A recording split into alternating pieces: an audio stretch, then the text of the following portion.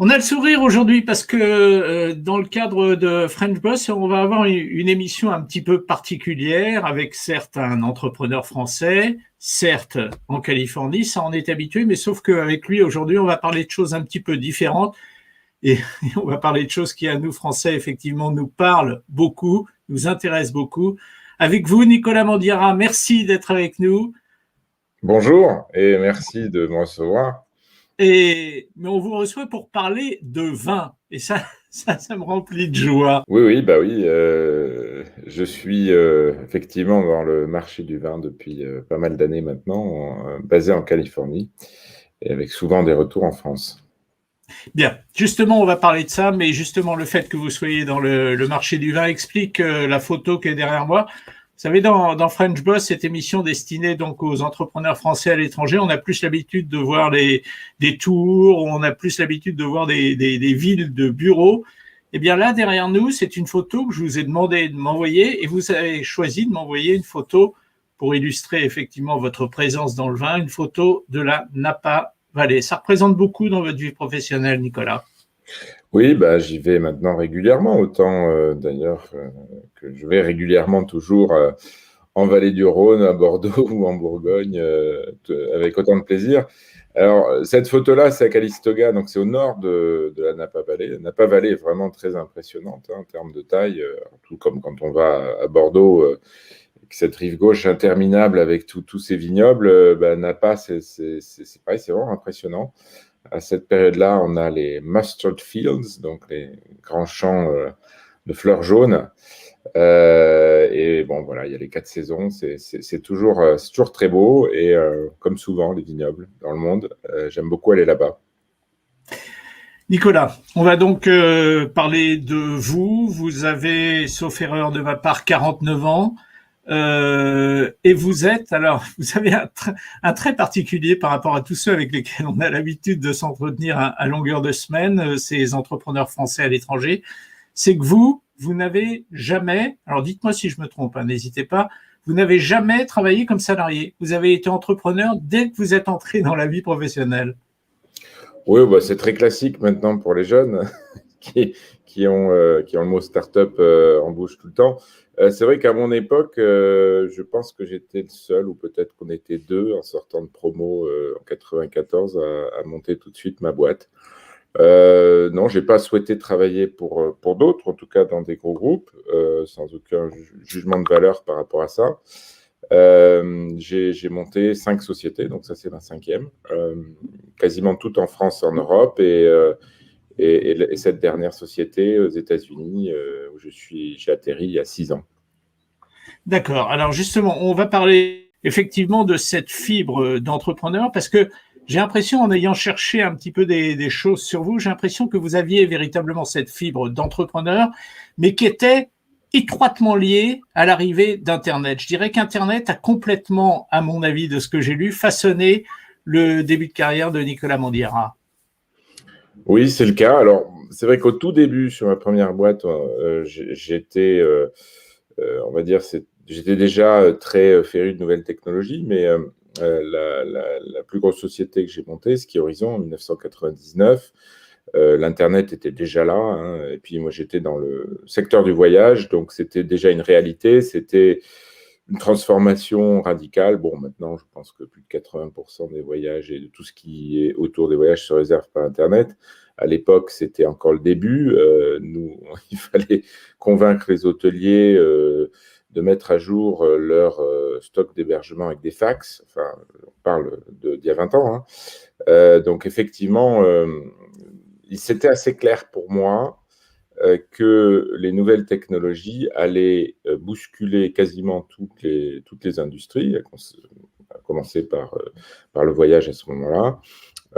Et ce qui est marrant, c'est que 20 ans plus tard, maintenant que je suis dans le vin, par exemple, c'est en train de bousculer tout ce qui est food and beverage, et notamment le vin, ce qui n'était pas du tout le cas à l'époque. À l'époque, pour le coup, il y a 20 ans, les technologies n'avaient pas encore beaucoup d'impact sur ce genre de secteur. Donc tous les secteurs, les uns après les autres, y passent. Et pour moi, c'était à l'époque assez évident que l'Internet allait être le digital en général, allait transformer tout ça. Alors, à quel rythme, ça, j'en savais rien. Quel timing, quel secteur allait y passer, comment, et pourquoi, on ne sait pas trop. Alors, ici, en Californie, on sait un peu plus, parce que les gens sont quand même... toute la vie des sociétés est basée là-dessus, sur cette digitalisation et transformation. Donc, je suis allé souvent me ressourcer ici pour comprendre ce qui se passe, et puis j'ai fini par m'y installer. Alors, il y a quand même quelque chose qui transpire un petit peu des différentes lignes de votre CV, Nicolas. C'est cette espèce de qualité de la vie à laquelle vous tenez dans tout ce que vous avez fait. Vous avez créé des guides en ligne de stations de sport d'hiver, des choses comme ça, donc qui touchent aux loisirs, qui touchent aux vacances. Maintenant, c'est dans le vin, donc ça touche au palais. D'ailleurs, votre société porte le nom de palais en langue française. Est-ce que le plaisir de la vie, la qualité de la vie, elle est partie prenante dans les décisions professionnelles que vous avez prises? Oui, clairement. Alors, je crois qu'il y a aussi beaucoup de coïncidences, de serendipity, comme diraient les Américains, dans les choix qu'on fait. Si on arrive, comme ça a été mon cas, à lier passion voilà, et intérêt dans sa vie avec son travail, c'est mieux. On a plus de plaisir à travailler, ce qui était mon cas. Toutes les sociétés que j'ai montées n'étaient pas forcément complètement liées directement à mes passions, mais en ce qui concerne la montagne, pour la partie voyage et le vin, c'est le cas. Mais c'est pas, faut pas penser à ça comme si je m'étais forcé à trouver quelque chose autour de mes passions. Mais c'est pas un reproche, Nicolas. C'est pas un reproche. Sur le vin, non, mais souvent on peut penser de l'extérieur, de dire oui, bon, il est allé au plus facile sur un truc autour. Typiquement, le vin, j'avais aucune intention de monter une société dans le vin sur Internet, puisque quasiment toutes les sociétés qui se sont montées sur le sujet depuis 20 ans aux États-Unis ou en France sont des échecs ou des semi-échecs. C'est un marché très très difficile qui est pas vraiment passé en ligne. Donc, j'avais pas du tout l'intention. Maintenant, c'est vrai que je suis arrivé ici. J'ai commencé à avoir mon propre problème pour sélectionner les bouteilles, malgré le fait que je connais bien le français. Je me suis retrouvé en face des vins mondiaux. Et puis, je me suis retrouvé un peu idiot, alors que j'avais 20 ans de connaissances de dégustation et autres. Et de fil en aiguille, je me suis rendu compte que c'était un vrai problème pour quasiment tous les buveurs de vin et que on pouvait peut-être essayer de le résoudre. Donc, c'est pour ça que j'ai eu l'idée après de résoudre par la data et évidemment des questions de digitalisation. Et je me suis rendu compte aussi que c'était probablement le moment où le marché allait enfin passer en ligne. Bon, alors là, c'est le cas de plus en plus avec la pandémie en plus. Mais au départ, dans ce cas-là précis, c'était pas parce que j'aime le vin, c'est juste parce que c'est effectivement une analyse de problématiques autour de moi, où je voulais régler finalement un de mes problèmes. Ça aurait pu être un autre problème. Alors, moi, ce qui m'amuse toujours, on va en parler après, c'est d'entendre dans la même phrase le mot vin et le mot data. Mais on va en parler tout à l'heure parce qu'on est quand même dans deux univers dont, a priori, on ne puisse pas imaginer qu'ils soient aussi étroitement liés que vous les avez liés l'un avec l'autre. En revanche, je voudrais revenir donc sur effectivement ce fait que vous êtes un enfant de l'Internet. Vous êtes né professionnellement au moment où Internet démarrait, aux alentours de la fin des années 90. Et on a surtout l'impression, en lisant votre CV, alors n'hésitez pas encore une fois à me contredire, Nicolas, mais on a l'impression que chaque avancée de l'Internet a été une avancée de Nicolas. Vous avez vraiment choisi le chemin de fer de l'Internet. Est-ce que je me trompe? Alors, l'Internet, pour moi, c'est juste c'est un mot qui veut tout dire et rien dire. Il englobe, selon les gens, les différents pans, différents moments de disruption technologique, ou en tout cas ce que l'Internet a permis de faire. Donc, il y a eu des grandes phases, effectivement, de changement. Si on prend, par exemple, le smartphone, qui est moins vieux que l'Internet, qui a au moins 10 ans ou 15 ans de moins, en tout cas dans sa version moderne, avec des apps à tout faire. Le GPS dans le smartphone, ce sont des éléments de la digitalisation qui ont permis énormément d'applications, énormément de choses et une autre accélération. la capacité à ce qu'il y ait du broadband, enfin de l'accès à des grosses données et à de la puissance informatique beaucoup plus importante aujourd'hui qu'avant, permet à des data centers de travailler, de faire des calculs, et donc à créer des sociétés ou à régler des problèmes de manière différente qu'il y a 20 ans. Donc effectivement, il y a plusieurs phases, il y a des applications nombreuses et multiples. Je ne pense pas que j'ai personnellement tout anticipé, tout compris. J'ai simplement essayé dans ma vie professionnelle de voir ces différentes phases et de voir les opportunités que ça pouvait créer. Et c'est clair que depuis maintenant 25 ans, c'est-à-dire un peu plus de 25 ans et début où l'Internet est devenu une réalité, c'est sûr qu'il y a de plus en plus de phases et on dirait que ça s'accélère encore plus. Voilà, il va y avoir encore énormément de ruptures et de nouvelles phases qui sont permises par l'Internet et la digitalisation en général. Alors, on va revenir un petit peu en arrière sur ces sociétés que vous avez créées, que pour certaines d'entre elles, vous avez dû fermer. Qu'est-ce que vous avez appris de votre début de vie d'entrepreneur, puisque finalement, vous avez toujours été entrepreneur? Qu'est-ce que ça vous a appris comme chose de créer des entreprises, de les fermer et éviter peut-être de faire des erreurs que vous pourriez faire aujourd'hui? Créer des entreprises, c'est l'école de la vie d'abord, parce que c'est avant tout une expérience humaine, une expérience d'associés, de collaborateurs, d'actionnaires, de clients, de fournisseurs. Bref, c'est à la fin, une entreprise, c'est avant tout une interaction avec d'autres humains, même si on est dans les technologies, où effectivement on cherche à un peu tout automatiser, à se défaire pour certains de ce côté trop d'hommes. Il y a beaucoup d'entreprises qui fonctionnent presque toutes seules aujourd'hui, plus qu'avant en tout cas. Mais pour moi, c'est avant tout une aventure humaine et donc une école de la vie. C'est-à-dire, j'ai beaucoup plus appris sur les relations humaines, la psychologie, le pourquoi du comment de ce qui fait une relation entre les hommes et les femmes par les entreprises que j'ai créées que par n'importe quoi d'autre. Et puis c'est d'ailleurs une partie qui me passionne énormément. La vérité, c'est que les entreprises, c'est à l'image des hommes, ne sont pas des longs fleuves tranquilles. Il y a toujours des hauts et des bas, il y a toujours des moments de passage difficiles, il y a des échecs, il y a des réussites. Il faut les célébrer. Moi, je suis passé à peu près par tous les cas. Presque les plus extrêmes. Et voilà, et c'est comme ça qu'on apprend. Alors aux États-Unis, on a un peu moins de problèmes avec l'échec. On considère que c'est comme ça qu'on apprend le plus vite. Moi, je dirais que quel que soit, je pense que j'ai autant appris les échecs que les réussites, mais enfin, c'est sûr qu'il faut pouvoir regarder quand on s'est trompé. Et pas refaire les mêmes erreurs. Je pense que les entrepreneurs, en général, sont des bêtes à apprendre. Quand on est entrepreneur ou qu'on a le goût d'entreprendre, déjà assez naturellement, et qu'on y consacre beaucoup d'années, on apprend et on sait très bien, on est assez vite confronté à la réalité que les choses sont jamais comme prévu, que c'est jamais aussi facile que ce qu'on aurait bien voulu. Et à la fois, parfois, il y a de bonnes surprises. Et souvent, le moment de vérité ou le moment de succès arrive au moment où on s'y attend le moins. Donc, c'est ça pour moi, l'entrepreneuriat et l'aventure, on va dire, humaine de l'entrepreneuriat.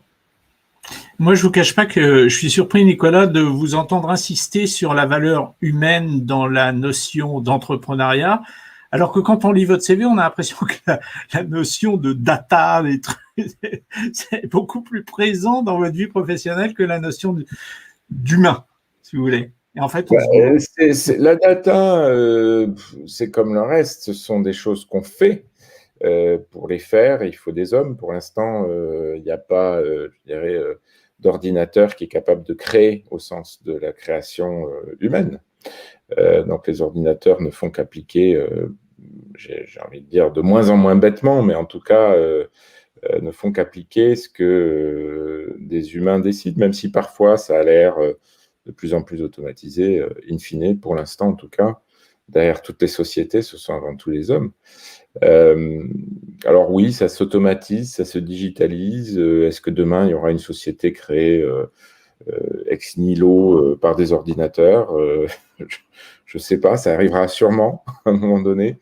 Pour l'instant, les sociétés dans le monde sont des sociétés, oui, de plus en plus digitalisées, de plus en plus de data, mais qui sont avant tout les principales décisions qui formatent le monde sont des décisions humaines. Nicolas, on a déjà passé la moitié de cette émission, donc on va parler maintenant de Palat. Palat, qui est la start-up, je pense qu'on appelle ça une start-up, d'ailleurs c'est moi qui dis ça, mais je suis pas sûr, que vous avez créée, en tout cas la société que vous avez créée aux États-Unis et qui a pour mission effectivement de vendre du vin.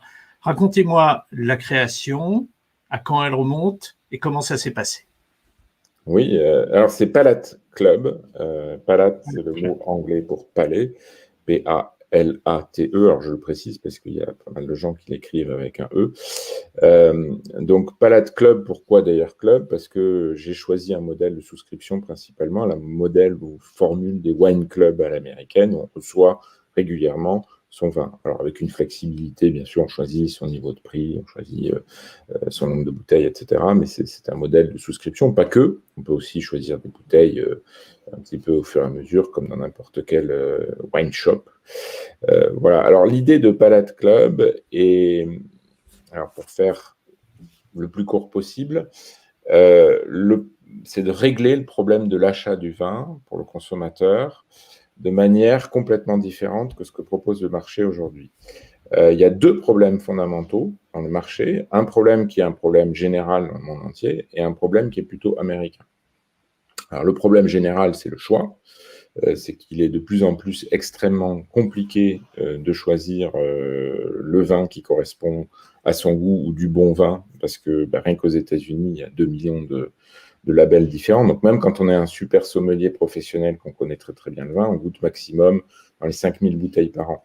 Donc, et en plus, elles évoluent dans le temps. Donc, voilà, donc on peut connaître effectivement ses bouteilles préférées, ses AOC, ses cépages préférés et je ne sais autres. La vérité, c'est que si vous faites une dégustation à l'aveugle avec 100 personnes, ceux qui vont souvent se tromper le plus, c'est ceux qui croient qu'ils savent. Bon, donc, alors il y a une question d'ego. Est-ce que je m'avoue à moi-même que je ne sais pas vraiment, ou est-ce que je suis vraiment passionné par le vin depuis 30 ans et que je connais tout?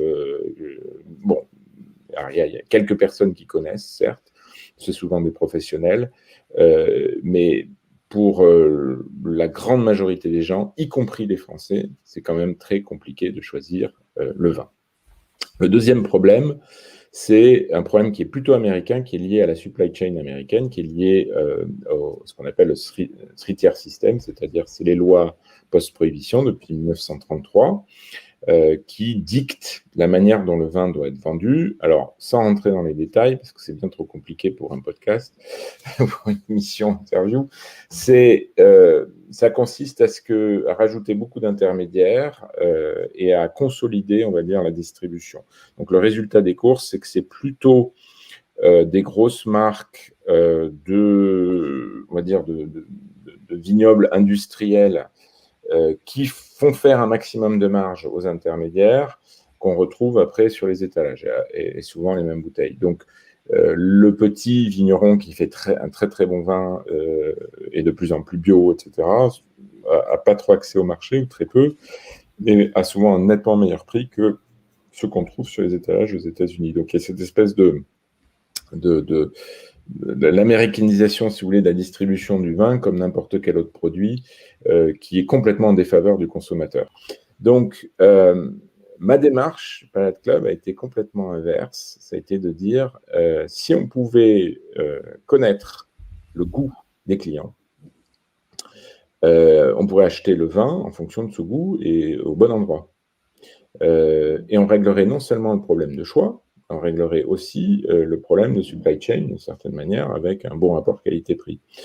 Alors, j'ai demandé à des experts en vin de mon réseau, et pas mal d'experts en vin, américains et français, et des data scientists, donc des gens qui travaillent sur du machine learning et qui font des maths associées à de la data. Est-ce qu'on pouvait faire un modèle d'algorithme et ensuite qui apprendrait avec le volume de data pour comprendre le goût des gens? Bon, alors évidemment, en réunissant ce que j'adore faire, on réunit deux matières, deux compétences qui sont complètement différentes. Les mathématiciens ne sont pas forcément une notion de la complexité de tout ce qui peut entrer dans le goût du vin. Et inversement, les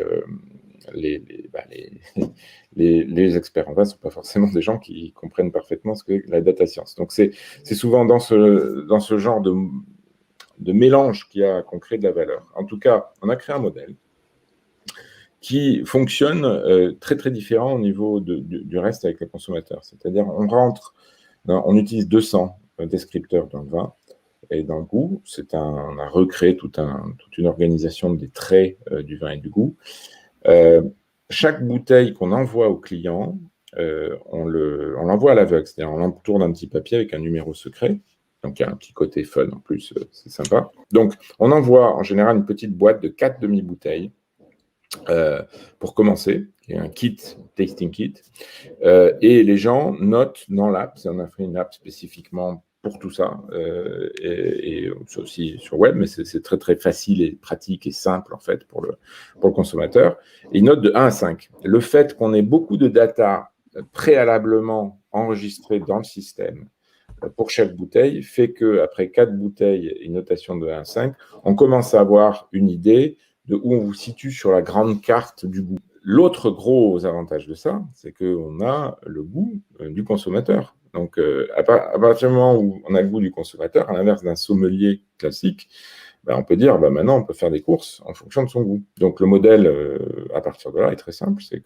C'est les algorithmes qui sont faits par des humains et qui sont aidés par les humains, qui sélectionnent les bouteilles en fonction du goût. Et le système continue à apprendre, puisque toutes les bouteilles qu'on envoie sont envoyées en aveugle, donc vous recevez des nouveaux numéros et on apprend plus de choses. L'idée, c'est pas bien sûr de vous situer juste sur un goût particulier, c'est de voir votre rapport sur les différents clusters de goût. Je sais que cluster, c'est pas très à la mode en ce moment, mais malheureusement trop à la mode, mais en tout cas, c'est comme ça que ça s'appelle.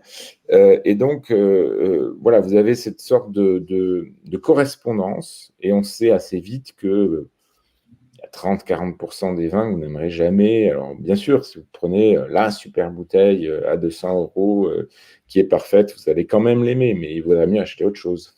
Voilà. Nicolas, on a bien compris dans quelle mesure la data venait effectivement en appoint, en appui pour choisir une clientèle. On a bien compris ce mariage qui existe entre le vin et la data, qui n'était pas forcément sur le papier évident. Maintenant, on va parler un petit peu d'argent. Vous vous rémunérez, j'imagine, avec de la marge entre le prix auquel vous achetez et le prix auquel vous vendez. Est-ce que vous vivez bien, Nicolas, financièrement? Alors, ce genre de modèle économique, c'est un modèle e-commerce de souscription classique. Alors, comment ça se calcule? Il y a une marge, bien sûr. Alors, c'est un marché Nous, on est sur les bouteilles de 15 $ à 50 $ par bouteille, donc à peu près un peu plus de 100 $ par envoi. Dans la mesure où c'est un marché très intermédiaire. Attendez, je vous interromps juste une seconde. C'est du vin qui vient de la Californie. C'est du vin de partout dans le monde. Partout dans le monde. Mais en termes de, puisque vous êtes implanté à San Francisco, le vin californien représente combien dans vos mouvements de… Il représente la même chose que si on était implanté à New York ou en Floride. Il représente à peu près, la côte ouest américaine représente à peu près 25% des vins. Pourquoi? Parce qu'il représente à peu près 25% de la diversité de production qui est, en tout cas, achetable à bon rapport qualité-prix aux États-Unis. Voilà. La diversité de goût, quand on fait un modèle comme le nôtre, qui est basé avant tout sur le goût du client, on doit représenter cette diversité. Et si par exemple je voulais prendre que des vins français, je n'aurais pas la diversité non plus. J'aurais 30% de diversité du goût. Voilà, il faudrait vraiment que j'aille chercher le seul producteur qui fait ceci et cela dans le Languedoc pour aller compléter mes autres trucs. Donc, bon, là, ça ne va pas. Aujourd'hui, vous êtes obligé d'avoir au minimum si vous voulez représenter la diversité de goût mondial, pour atteindre 80-90% de diversité, il vous faudra forcément des vins américains, français, italiens, espagnols et d'un petit peu d'autres pays européens et un petit peu d'autres pays du nouveau monde de production de vin. Mais alors justement, pardon, je vous interromps Nicolas, parce que c'est vrai que l'horloge tourne. Justement, vous avez dû être particulièrement impacté par la taxe décidée par Donald Trump en octobre 2019, je crois, quelque part vers cette date, et qui vient il y a quelques jours, quelques semaines d'être suspendue. Ça vous a fait mal, cette taxe sur l'importation des produits venant de l'étranger? Alors, oui et non. Nous, comme on est un business qui démarre avec encore des volumes relativement... alors, ça monte, heureusement, assez vite. Je vous le souhaite. Mais disons que le volume qu'on importait directement de France n'était pas... représente pas dans le mix total un énorme problème. En tout cas, ça ne nous a pas impacté véritablement en 2020. En revanche, si ces taxes perduraient, ça va structurellement poser un problème sur le marché américain, parce que rajouter 25% à tous les vins français sur le marché américain, par rapport à ce que je vous expliquais juste avant sur la diversité, ça deviendra un problème. Ça deviendrait un biais de sélection ou de prix qui fait que, de toute façon, qui se reporte sur le consommateur. Bon, moi, j'ai bon espoir que ça disparaisse avec la nouvelle administration, mais tout ça est lié, comme vous le savez probablement, aux questions de Airbus, Boeing qui dépassent largement le monde du vin. Donc, voilà, toute l'industrie en tout cas, y compris les Américains d'ailleurs, parce que la plupart des importateurs de vins français sont américains. Je parle en termes d'acteurs et de capitaux. Donc, c'est des gens qui souhaitent que ces tarifs sautent également, et puis d'une manière générale, pour le trade entre l'Europe et les États-Unis. Voilà. Enfin, ça, c'est un autre sujet. Nicolas, il nous reste très, très peu de temps, pour être franc d'ailleurs. On a déjà débordé. Est-ce que vous gagnez bien votre vie? Alors, pour revenir à votre question, dans ces modèles économiques, la marge est nettement suffisante parce que, comme j'expliquais tout à l'heure, il y a beaucoup d'intermédiaires dans le vin et nous, on passe plutôt en direct. Donc, on n'a pas de problème, on va dire, de marge tout en rendant un service de qualité aux consommateurs.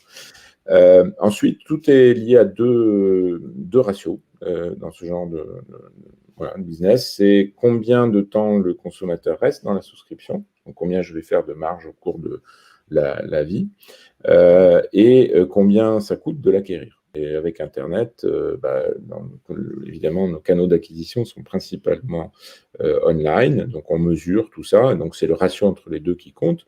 Dans ce domaine, on a effectivement un très bon ratio.